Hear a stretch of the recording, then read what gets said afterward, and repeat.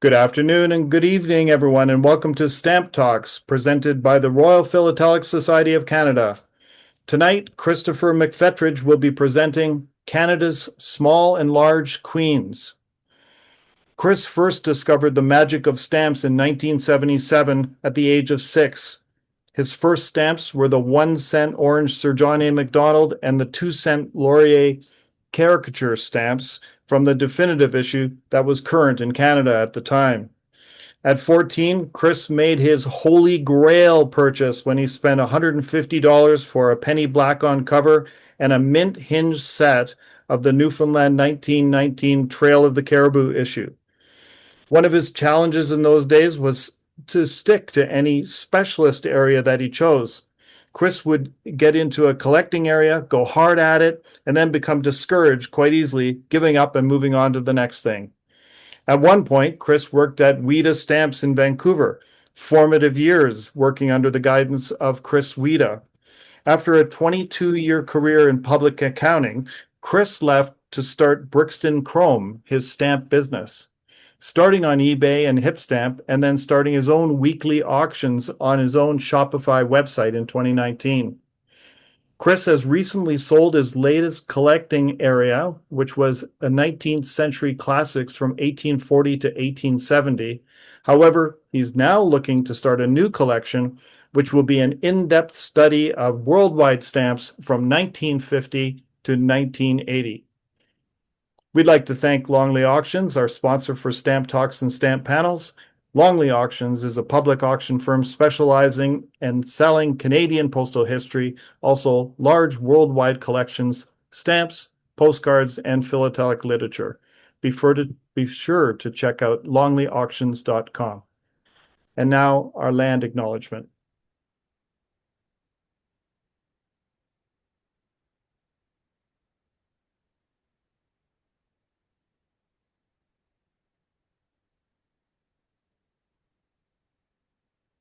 Like many other organizations in Canada, the Board of Directors of the Royal Philatelic Society of Canada has chosen to acknowledge Indigenous peoples in Canada with the following statement. As a step towards reconciliation, the RPSC acknowledges that our national office in Toronto stands on the traditional territory of many First Nations, including the Mississaugas of the Credit, the Anishinaabeg, the Chippewa, the Haudenosaunee, and the Wendat peoples, and is now home to many First Nations, Inuit, and Métis people. Our national office is also covered by Treaty 13 and the Williams Treaties. Furthermore, we acknowledge that Indigenous peoples did not give up the lands that they had been on for thousands of years that now constitute Canada. We also acknowledge that Europeans did not discover Canada or arrive on an uninhabited land.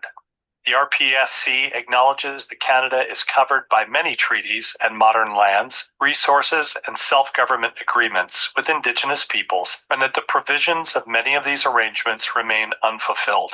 The RPSC further acknowledges that many Indigenous peoples in Canada have not had their rights fully recognized and implemented according to the United Nations Declaration on the Rights of Indigenous Peoples. The RPSC pledges to promote recognition and knowledge of Indigenous peoples in Canada and elsewhere and their cultures through philately.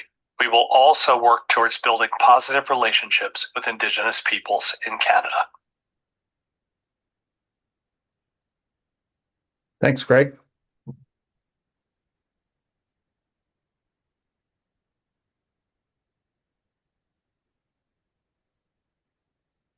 And now we'll pass the torch to Chris McFetridge. Okay, thank you very much. Good evening, everyone, and glad to have everyone here. So the large and small queen issues are probably, in my estimation, two of the most frustrating issues for most Canadian collectors. It's certainly an area where I get the most questions from various collectors. It's surprising how many people collecting for 30 or 40 years still have difficulty distinguishing the various printings. And a large part of the reason for this is because of the immense complexity of these issues. And I think that most collectors vastly underestimate how complex these two issues are. And that's largely due to the way in which Unitrade and Stanley Gibbons present them. There are relatively few listings for the different paper varieties and different printings that exist. And everything is grouped into only really two main periods, at least in Unitrade, Montreal and Ottawa, for the small queen issue. And it's my belief that really, in order to study these issues, you have to break them down into much finer groups of or periods of time in order to properly study them. Otherwise, what happens is you tend to get frustrated because the human mind wants to slot everything into the available categories. So if you're looking in the catalog, if you've got a pile of 2-cent small queens and you're trying to sort them out, and you look in the catalog and you see, 3 or 4 listings, your tendency is going to want to be to slot those, to assign each stamp in that pile to one of those 4 listings and to use process of elimination to rule out which ones are which. The problem, of course, though, that you run into is you'll come across, stamps that don't seem to fit any of the 4 or 5 listings. And then you get frustrated and you think, well, which one is this? And it's not that your eyes are deceiving you or that there's anything wrong with what you're observing. It's the fact that there aren't enough listings in the catalog to adequately capture the complexity. And I want to put that in a little bit of perspective for you by looking at some modern definitive issues that we all know and are familiar with. So one is the centennial issue of Canada, 1967 to 72. And the other one is the caricature issue that was introduced at the beginning. Those two issues had a life of around 6 years. The centennial issue was 67 to 73, actually, which is 6 years. And the caricature issue started at the end of 1972, and it was still in use up to and into 1978. And the dollar Vancouver was what was still being issued in 1979. So, that's a fairly short period of time. And on the centennial issue, I haven't counted the number of varieties listed in Unitrade, but I have to think that between the sheet stamps, the coils, and the booklet stamps, there have to be at least 300 listings in Unitrade, if not even more. The caricature issue has less listings, but still, it's well over 100 for a set that ran for relatively short periods of time. And when you look at the large and small queens, you're dealing with a period of 32 years. The very first large queens are issued in April of 1868, and the 15-cent large queen is still in use in 1900. And it's the last stamp of the entire 2 issues to be current and still in use, long after the low values are replaced by the Jubilee issue, the Maple Leaf issue, and the numeral issue. And so it eclipses the entire period. And if you really want to understand both issues together, you need to collect the 15 cents. That needs to be probably your first point of study. But I don't want to overwhelm you with too much information in this talk. So what I want to focus on is I'm going to show you some of the tables that I have constructed on my website to document the different paper types on this issue, because paper is absolutely key to understanding both of these issues. Unfortunately, paper is one of the areas that I think a lot of collectors struggle with in terms of studying it. Um, the catalogs don't give you a lot of information to really understand it, but there are systematic ways to study paper, and there's a sequence of steps that you can follow in studying paper types and in learning to distinguish one paper from the other. Then I'm going to give you a little bit of a tip on how to tell the difference between a Montreal and an Ottawa printing on a small queen. And I'll go through some of the exceptions to the rules, which tend to frustrate so many people. I also want to give a little bit of tips on shades and colors. So, how to interpret the colors that are given in Unitrade and what they actually look like. And then I think that I'll open it up for questions at that point, because I think that's going to be enough information for one talk. So I'll go over to my stamp table I'm just going to share screen here.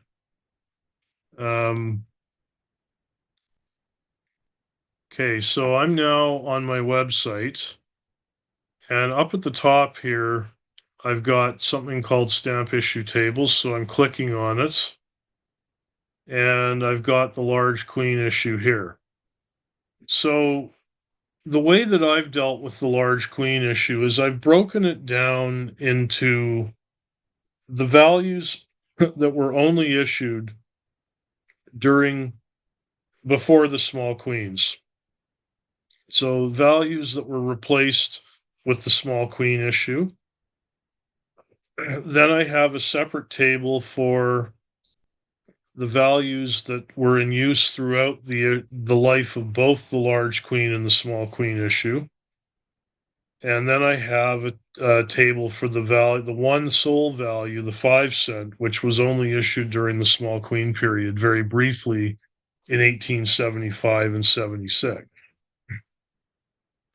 So if I scroll down, table one gives us that first group: the 1 cent, the 2 cent, the 3 cent, the 6 cent, and the 12.5 cents. Those stamps were only issued between 1868 and 1871. And they comprise, excuse me, most of the Duckworth paper types that are described in Unitrade. Now, I've come up with my own nomenclature for papers, and I've cross-referenced it to the Duckworth types. And I have a separate table that I'll show you in a sec, where I describe all of them. But in this table, what I've done is I've listed the values. I give you the Unitrade number. I give you the paper types and the perforations that I've measured, any plate flaws or reentries that I've found so far, and shades for those stamps. Now, these tables are a work in progress. I just started doing them about 6 months ago. And so whenever I get a collection in that includes large queens, or I'm lotting for the auction, I will always consult this table, and I will always add new line items to it as varieties surface that are not in here. And likewise, if I find a paper type that is different from what I already have listed, I will add a new line item for it. So that table, you can see, is quite extensive. Then table 2, I've got the 1/2 cent black. So that's a separate stamp, because that one covers both the large queen period and the small queen period, all the way up to 1882, when the smaller 1/2 cent replaces it. And so that means that stamp straddles the earliest periods of the small queen issue, and it covers most of the early Montreal printings as well. And that of course you can see in Unitrade when you look in the listings, and you can see that there is a perf 11.5 by 12 variety for the half cent. Well, that's the perforation in use during the mid Montreal period of the small queens. And so you can see here I've got some entries for mid Montreal and late Montreal, and I don't have anything yet for the earlier printings because I just haven't examined any since I started the tables. Now table 3 is where I deal with the 15 cent, gray, violet, and gray. And this one is an interesting stamp because the way Scott divides it between number 29 and 30 is interesting because really it's one stamp. And you'll find that there are early printings in both numbers. So it's not really even that 29 is the early printings and 30 are the late printings. There are early printings in both numbers and late printings in both numbers. This one is very problematic for a lot of collectors because the way the colors are described, it can be a little bit confusing. Most of the early printings are they would catalog under the red lilac listing, which is 29, I think 29B. But there are also some purples that are also under 29B. So there is a purple listing in Unitrade, which has almost no premium value over the cheaper gray violet printings, but that is not the early printing. If you have an early purple, it should really properly be cataloged under 29B because it's scarcer than the later printings. So when you're looking in Unitrade, 29 and 30 as the basic numbers are for the more common second Ottawa printings that dominate in the market. When you're dealing with any large group of small queens, or large queens, I should say, the 15 cent, most of the stamps that you have will be second Ottawa printings. And that you may have 2 or 3 in a group of 20 or 30 stamps. You may have 2 or 3 that are early Montreal or fully pre-small queen red lilacs, but the majority of them will be second Ottawa, and that's what Unitrade is pricing in the basic listings. So here I've got the pre-small queen printings in the table, and first Ottawa, small queen, early Montreal, mid Montreal, late Montreal, Montreal Gazette. So this gets me into just briefly talking about how I separate the various periods when I'm studying these steps. So in the catalog, they give you the basic distinction, Montreal versus Ottawa, and then they put into their table a Montreal Gazette column. But in reality, there are many more periods, at least in my mind, than just those 3. There is a first Ottawa period, which runs from 1870 until about 1872. And that's really where most of the rare printings for the small queens come from, like all of the rare copper reds on the 3 cent, the rare paper on the 1 cent, the thick soft paper on the 1 cent and the 3 cents, the deep oranges on the 1 cent, they all hail from this period. Then you get the Montreal period proper, which I split into an early, mid, and late period. And my demarcation for that usually centers around the introductions of new plates. So the early Montreal printings usually run from about 1872 up to about 1874.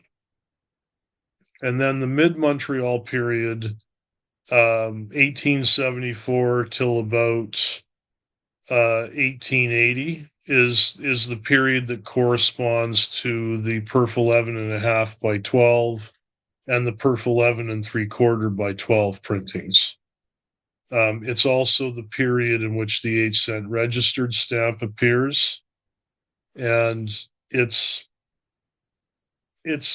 still using the same plates as the early printings, but it's distinguished mostly by the perforations and by the gum on the mint stamps being markedly different from either period on either side. Then the late Montreal period starts in about 1880, and that period is marked by introduction of new plates that do not have the position dots in the lower left corner of the stamps. So up until 1880, you can typically identify a Montreal if it's reasonably well centered, and the lower left margins are intact, by the presence of a small position dot in the lower left corner. That will be found on every stamp except for those in the first column of the sheet. So it's not a pure test for a Montreal versus Ottawa. I'll get into a more foolproof test later. But it's one indication. But starting in 1880, the plates generally don't have those dots, and instead they put them in the 3 o'clock and 9 o'clock positions in the medallion. And much of the time they're buried inside the medallion and they're covered over by the shading lines. So they are very, very hard to see. And in my auctions, I usually, if I'm lucky enough to find one, I will usually lot it separately as its own variety, as a reference item, because they are very difficult to find, I find. Then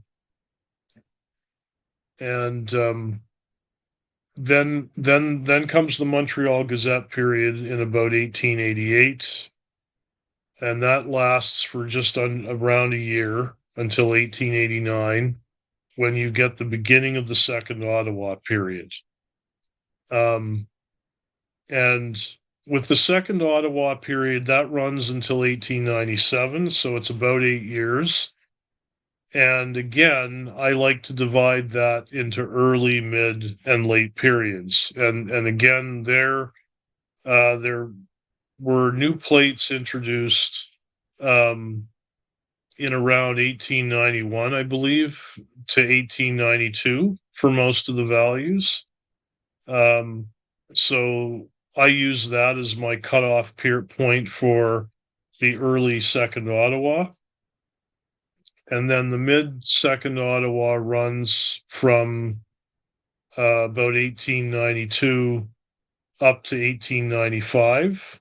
Okay, and in 1895 they introduced a finer quality white paper, which you find on some of the values, and I use that as my demarcation for the end of that period.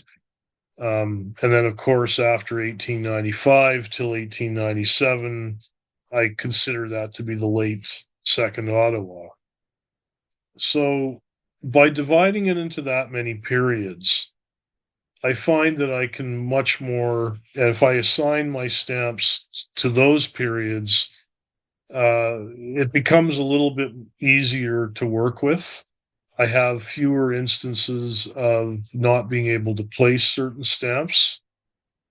And I just find it works better. Now, I'll go back to the tables for the large queens with all that in mind. So the 15, you can see I've got various entries um, all the way into the late second Ottawa period. And then I have a small table at the bottom for the 5 cents. Now, as to papers, I've got a separate table here where I have the large queen paper types with cross references to Duckworth type. So I've got a type code, and the way I do mine is that I usually use 2 letters as an abbreviation for the period, and then I have a dash, and I have an alphabet number for the type. And I just go sequentially through, and if I hit Z, I then the next type is AA, B, C, C, and I just keep on going as I discover more varieties. And then here you can see I've actually put Duckworth types in brackets where I've been able to match them up. And then I've given you a fairly detailed description of the paper itself. Now, when I describe paper, I look at a number of different attributes. So I look at opacity. So how opaque or translucent or transparent is the paper? And a very good way to determine that is to simply open up your Unitrade catalog to where you've got, text that's black and reasonably bold, just normal font text that's in the catalog. Lay your stamps down face, with the back facing up, and kind of move it around on the page. And if the paper is translucent, you'll be able to see the black text through the back of the stamp, and you'll be able to clearly make out what it is. If it's semi-translucent, you'll be able to see the text, but you won't necessarily be able to read it. And if the paper's opaque, you won't be able to see it at all, or hardly at all. And that's a good indication, a good, quick and dirty indication for opacity. I also look at the smoothness of the paper, and this actually turns out to be a very critical attribute when you're dealing with Montreal versus Ottawa. If you take a magnifying glass and you look at the felt side of the paper, that is the side with the printing, you'll see different degrees of smoothness. You'll come across papers that are highly finished and have probably been what we call plate glazed, where there's been a finishing process applied to the paper prior to printing, and it's basically burnished the surface smooth. It's removed any loose fibers. It's filled in any uneven spots. It's just a nice calendared smooth surface ready to receive the ink. The highest quality papers during the large queen period and the small queen period are on highly smooth papers. And when you look at them under magnification, you see no loose fibers, you see no pits, you see no craters, you see nothing except a smooth surface.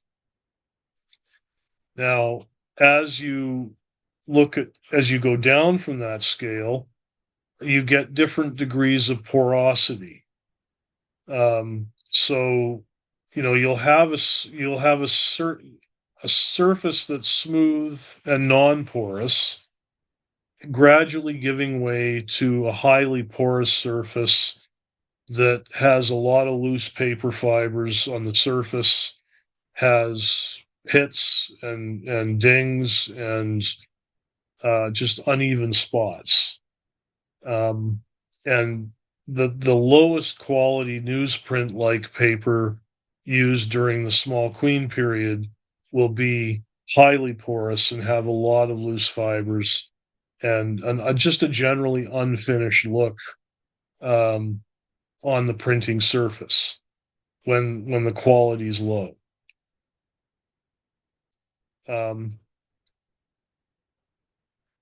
So that gets me into what I use for my foolproof test in distinguishing Montreal from Ottawa, subject to a couple of exceptions.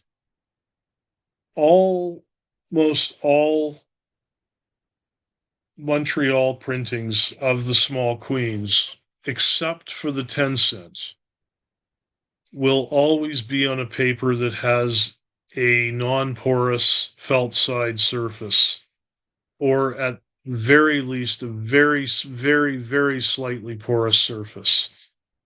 But you will not find a Montreal printing that has any loose fibers on the surface when you look under magnification on that paper. Whereas almost all second Ottawa printings, again, except for the 10 cents, will have at least some degree of loose fibers or uneven surfacing or definite porosity to the printing surface. The 10 cent is an exception in the sense that the second Ottawa 10 cent stamps are almost always on a paper that's quite high in quality on the printing side. It's a mystery as to why that is. My belief is that there was a deliberate attempt made to conserve the better quality papers for the higher values. And to utilize the inferior quality papers on the most commonly used and lower value stamps. That's just a conjecture on my part, but it at least explains why there are so many different paper types used on this issue. You'll see when you look at, I'm just going to switch over to my small queen table.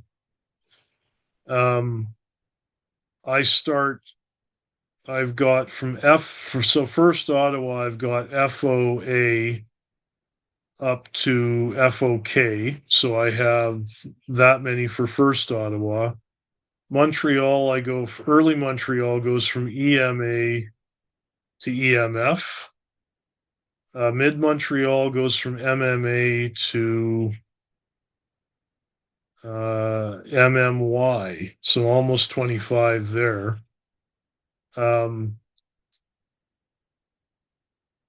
Late Montreal goes from LMA to LMQ. So you can see going down the table, and I mean, second Ottawa goes from A all the way to PP. So there are probably well over 100 paper types in that table. And I guarantee you each one of them is different from the others. You can look at something like that and think, oh my God, that's just totally overwhelming. I don't even know how I would begin to navigate that. And the answer to that is just with a great deal of patience and a great deal of care and a systematic approach. When I'm sorting using this table, I focus on one attribute at a time. So I will, I'll take my stamps and I'll check the opacity first, for example, and I'll separate them into an opaque pile, a translucent pile, and a semi-translucent pile. Then I'll look at the direction of the paper weave. Is it horizontal or vertical mesh? And I'll further subdivide that. Then I'll look at, how visible is the mesh on the surface of the paper? Like, can I readily see the mesh without holding it up to the light, or do I have to hold it up to backlight in order to see the mesh? Then I'll sort it out according to how coarse or how fine is the mesh. Then I'll turn it over and I'll look at the printing surface. Is it rough or is it smooth? And so as you go through each attribute, you're able to eliminate various entries in the table. And as you get accustomed to doing this and as you work on it for a long period of time, you get very fast, because you know where the entries are in the table, and if you've got, which ones are the translucent papers, which ones are the opaque papers, and which ones are the common papers. For instance, for early to mid Montreal period, the most common one is MMB, described here. That's the one you're going to find the most often. And once you're familiar with that, sorting it out becomes a lot more manageable. So that's the paper type for the small queen issue. I don't actually have a table as yet for the actual small queen issue itself. I do have a chart here where I'm linking to the different paper types. So I give you the different periods here, and I give you a list of all the paper types and the perfs and the dates. But I have not yet started to construct the same type of detailed table for the small queens that I had for the large queen issue. And that's simply because I haven't had the time yet to do it. But at some point I will start. So that leads me now to a discussion of color. So there are some shades in Unitrade that are a little difficult to interpret correctly, because there's really no description given as to how you can determine one from the other. One that people I see misidentified all the time in collections is the copper and Indian red shades on the 3-cent small queen. The number of common Rose Carmen, second Ottawas, or just straight up reds from the Montreal period that are identified as the better copper red or Indian red is quite high. The best way to think, they're two separate colors. So even though they both are listed in Unitrade under the same catalog number, they are different shades. And so you can have 37, I think it's B, if I remember correctly. You can have that stamp, even though, your example might not match somebody else's. But the general appearance of it is copper red is going to be quite a rich red, but it has a slight rusty tone to it. But it's still a very deep red. Whereas Indian red is more of what you might think of as a terracotta or a rust color. If you think about rust on iron, that's typically what Indian red looks like. What I have noticed is that most of the 3-cent large queen reds fall into that category, except for the orange red on the large queen. Most, and except for the rose red, if you get a red on a large queen that has a slightly rusty, brownish look to it, that is a good approximation for one of the two, either a copper red or an Indian red shade on your small queens. So it's always a good idea if you're sorting early small queens and you have some large queens handy, pull them out and compare them, because those will be a fairly good guide. Another color that is quite problematic is just the orange and the orange red and the red orange on the 1-cent. One tends to expect or think that the orange is going to be much deeper and much more orangey than it actually is. It can be quite a light yellow orange and still qualify as a 35A. The typical yellow on the 1-cent small queen In the very early part of the mid-Montreal period, it's almost an ochre yellow. Then you get the lemon yellows, which are quite bright, quite very, very bright, almost acidic yellows. And then you get what the sort of cheaper printings are, which is kind of a bright yellow to a dull yellow. And it matches, it's the same color used for the second Ottawa printings. And it's the most common color found.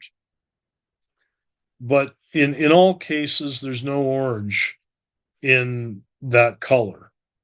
So when you come across a stamp from a Montreal printing where you can detect a definite oranginess to it that is different from the yellows, you probably have a 35A at the very least. If you've got something that's actually a deep orange, you probably have a red orange, or even a deep red orange. It's not as deep a color as you might think. Um, and so, I mean, I in the early years when I was sorting this, I had a tendency to underestimate the amount of orange I had in the color. So, I sold a number of stamps that were really, deep red oranges and much better printings as just 35As when they weren't, because I didn't understand this. Another one that's problematic is the brown on the 6 cent. And the distinction between chocolate on the second Ottawa printings and the 6 cent yellow brown. There are deep brown stamps that are not chocolate brown, that are nonetheless second Ottawa printings, and are not Montreal's. But with the way the catalog listings are set up, most people would slot them under a number 39 because they don't match with the shades normally associated with 43.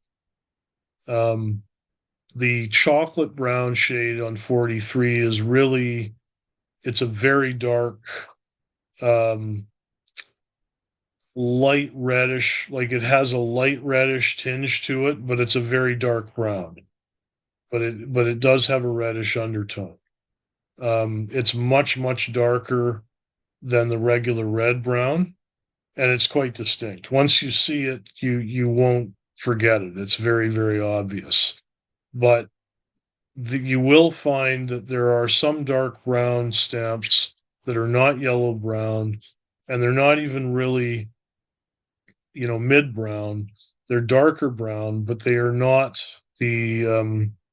they're not the listed 43s, but they are second Ottawa based on their paper characteristics. The other one, I guess the last one that's really difficult on the small queen issue is the 10. The telling the difference between the dull rose lilac, the light rose lilac, and the deep lilac rose. The dull rose lilac is the most common shade, and it's a dull color. It's not particularly dark, and it's a definite lilac color. It doesn't have an overall dominance to rose. It's definitely a shade of lilac. The light rose lilac is not, it doesn't have the dullness that the dull rose lilac has. It's a slightly brighter color. It's lighter and a little bit rosier. The deep lilac rose is a shade you don't come across very often. And it's more of a deep rose that has a hint of lilac in it.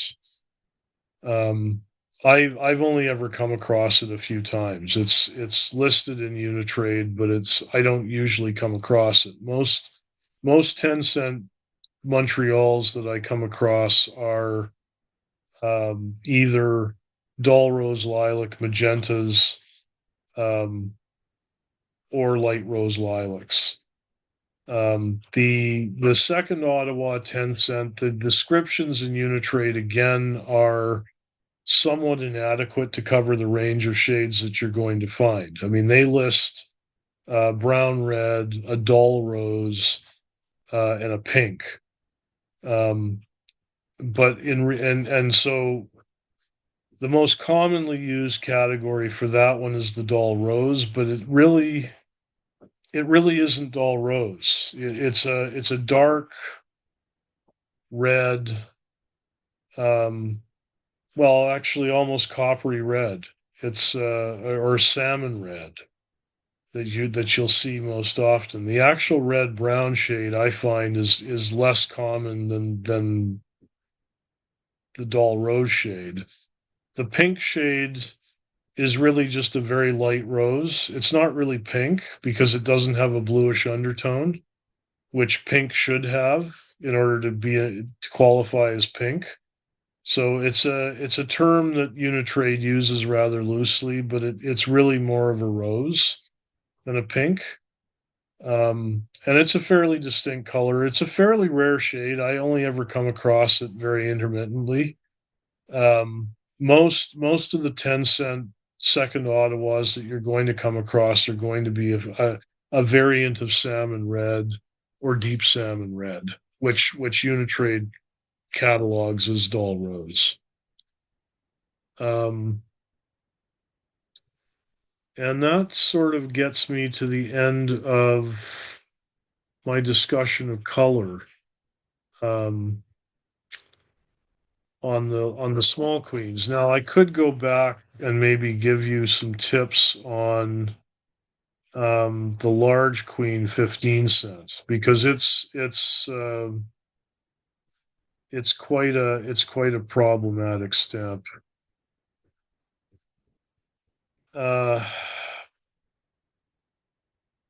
So the red lilac shade, as I said, encompasses most of the early printings of that stamp. It's not a bad descriptor for color because there are shades that are actually pure red lilac. I find it's more of a lot of times it's going to range from a pure red lilac to kind of a reddish purple or a brownish purple.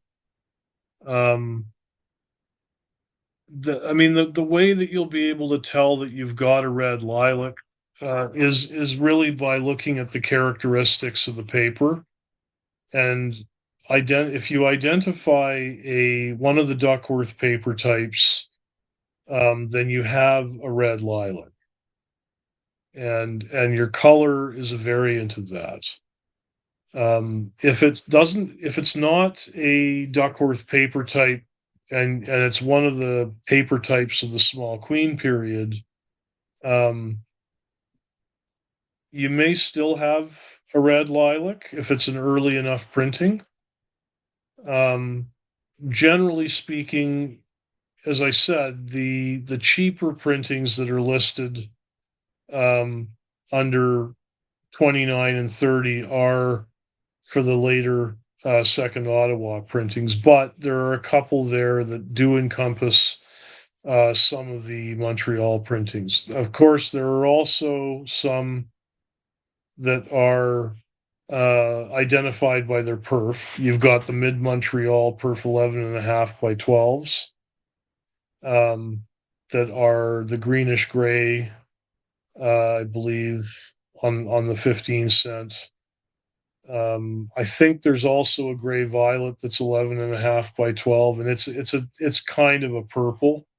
It's not really, or a dull purple. It's not really a gray violet in the strictest sense. The blue gray on the 15 cent is fairly easy to distinguish, but again, it comes in a very wide range of shades.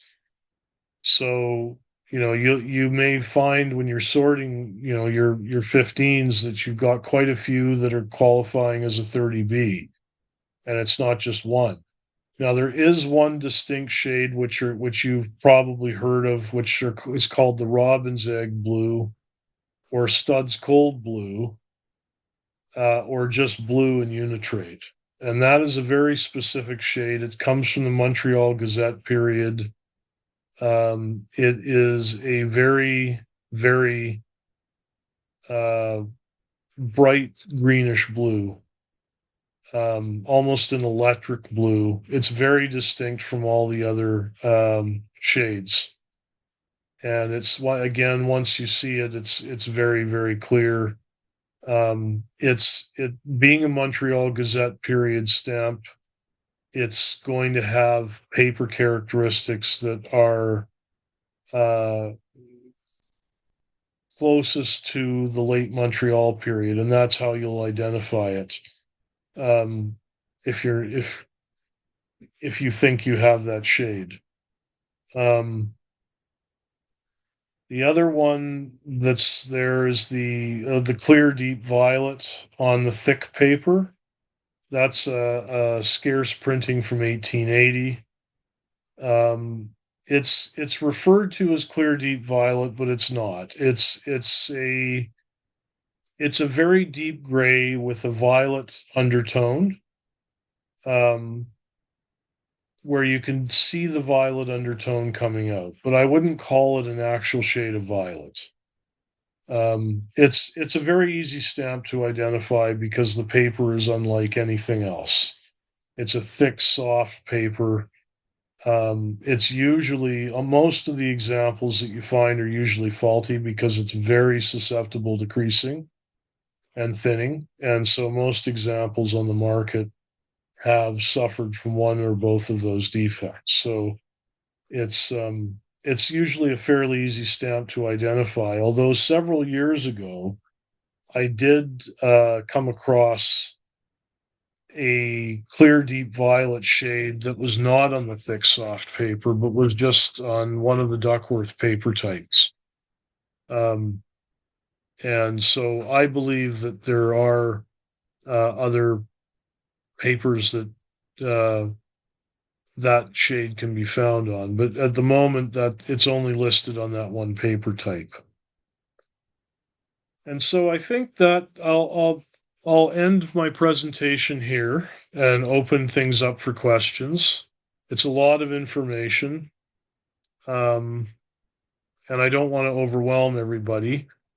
You can always go back to my website, and you can find the stamp tables at the top of the menus here. And I have them for, well, a number of issues now. I'm up to the war issue, and I've done one for every single issue of Canada. Um, and I'm just going to keep on adding to them as I work on specialized groups of each of Canada's issues. That's my plan. But tonight, I was dealing with these two issues. And so, you can always go and read my tables. And if you have any questions, feel free to email me or call me, and I'll be happy to help you out to the extent that I can. Um, with that, thank you very much, and I'll take your questions. Thank you, Chris. Do you have on your webpage, do you have any images that go along with the tables? You mean as to what the papers look like? Yes. No, I don't. And part of the reason for that, I think, is it would be hard for me to capture a lot of it. Even if I put up a scan, unless I have backlighting through the scan or I have some type of scanner that can shine light up through it, it's going to look. I suppose there might be ways to do it. I just haven't figured it out. So I'm unfortunately stuck with just my actual qualitative descriptions. Um, I But see that this is a work in progress, and if I find ways to convey the information better, then I'll keep working at it. there's a question in the chat. Have you aligned your color interpretations with the large and small queen color guide system by Richard Morris? To some degree, yes. I mean, I do have his color. I do have his color guide for. I have it for the 3 cent. I don't as a small queen. I don't have it actually for his other stamps. Um, so I guess it's sort of yes and no. Um, I'm going from my professional experience in sorting out and handling a lot of stamps from a lot of collections. Um, so I expect there will probably be some overlap with what he's got. I may not agree 100% on everything on all of his. I mean, one of the problems with shades is that they really cover a range. And a lot of collectors forget this. So a lot of people tend to think that they're a point. And you hear a lot of people say, well, that's not that shade because it doesn't agree exactly with the color swatch. And I don't know that that's necessarily correct. I think a lot of times if your color is in the same tone as the swatch you're looking at, like if you've got Morris's guide and you've got something that's in the same tone and it doesn't match or come close to any of the other colors, then you have that color. It's just it's tricky to use color guides, I think, for that reason. You have to be a little bit more relaxed in looking at them, I think. I don't know if that answers the question, but And regarding the opacity test, does it apply to yes, mint with gum or and used or both? both. Although that being said, I mean the addition of a layer of gum will add a little bit of opacity that wouldn't be there if you washed it off. But I don't think it'll take a paper from being opaque to being translucent or vice versa. I think your classification will still be the same. Great. Well, thank you very much, Chris, for sharing your research and knowledge regarding the small and large queens of Canada. Before we close tonight, we'd like to acknowledge the lands that we're on. And thank you again to Longley Auctions. Visit longleyauctions.com and maybe you can find some postal history treasures with small and large queens. Thank you for joining us. Please join us next time for Stamp Talks when Ann Miller presents the 1947 Southern Africa Royal Tour, Stamps, Covers, and Stops Along the Way. Thanks very much, everyone.